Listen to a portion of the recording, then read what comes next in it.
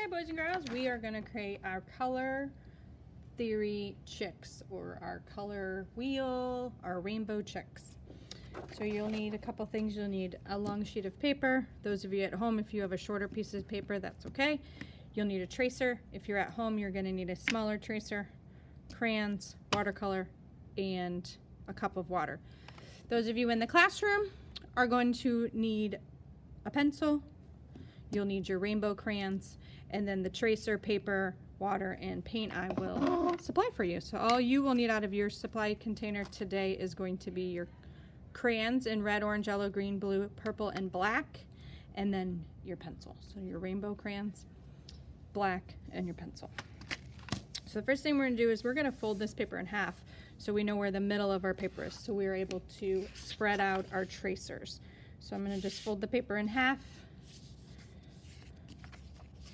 And then when I open it back up, that line that I made for fold is going to tell me where my center is. So I'm going to put my first tracer right next to that.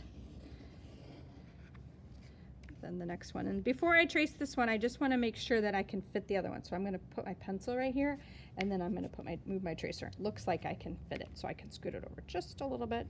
And you can make your chicks tall or short. It's really your choice as far as where you place them. If you want them to all be the same height, you can just trace them all the same. And then I'm going to put this one, and I'm just kind of using my pencil to hold my spot. 2, 3, I should be good. I'm going to put this guy pretty close to the other one. And figuring out how close you can put them is good, because then you don't run out of room at the end. So if I put that guy right there, and I make him tall, these will fit in good. I'm going to make a short guy. Okay, now I have my 6 tracer circles. Before I go any further, I'm going to close this up real quick and put my name on it.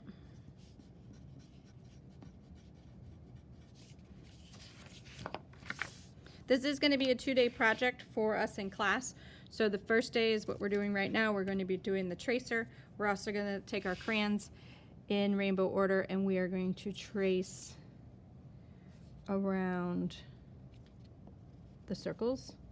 Smartphone connected. So our first color we're going to use is red. The next color in rainbow order is orange. And I'm kind of going over these lines a second time just so my crayon is nice and dark on there. The crayon's going to come in handy in a little bit when we paint. Next color is yellow. This crayon is broken. It's a little trickier to color with.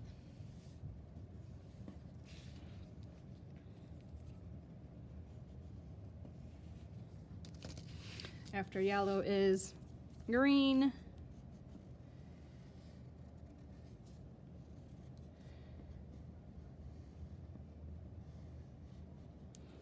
After green is blue. That wasn't blue, that was purple.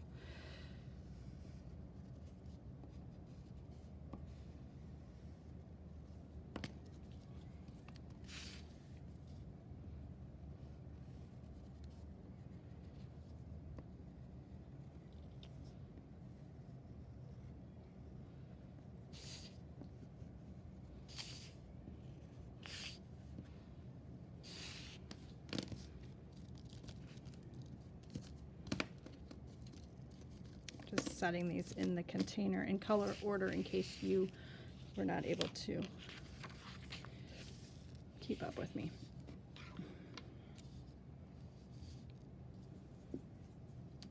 Then I'm going to take my black crayon and I'm going to create the face for my bird. So you're going to need to make sure you have feet, wings, if you can see both sides of them, or maybe just one wing if you can only see one side of them, eyes, and a beak. I'm just going to show you some ideas. You guys can always be creative on how you make these.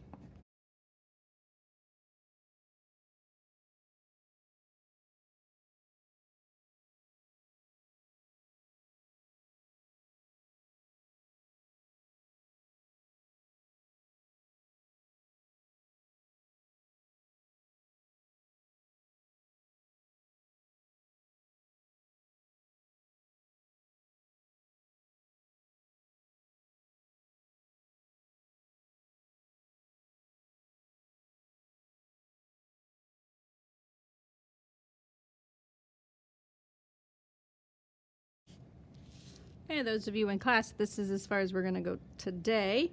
So you're going to go ahead and close that up, and then I will pick it up from you, and then we will start painting next time. Okay, so now it's the next day. We are going to paint these. So you're going to need your watercolor paints, a cup of water. Whenever we use watercolor paints, we always want to make sure that we have enough water. Watercolors paints need water. So to activate the paint, we are going to use a technique that I call water paint, water paint, water paint. So what that means is you're going to dip your brush in the water and you're going to go to the paint. And you're going to do that 3 times. So water paint, water paint. Once you get in there the 3rd time, you can kind of swirl it around to make a little puddle. And then you're just going to start painting the inside of your chick. And as you're painting, if it starts to get light on you or starts to run out of water, you're going to dip in the water and then dip it in the paint again. You're always going into the water before you go into the paint.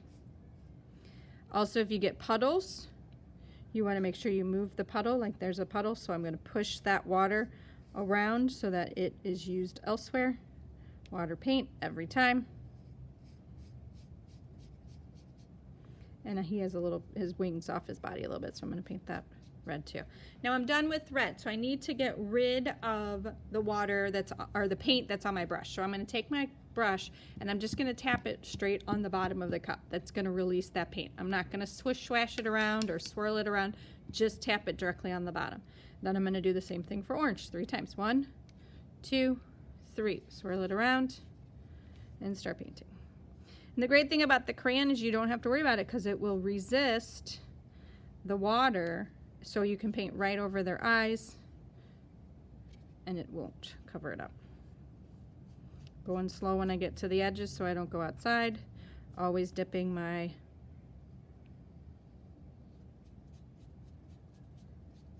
brush in the water.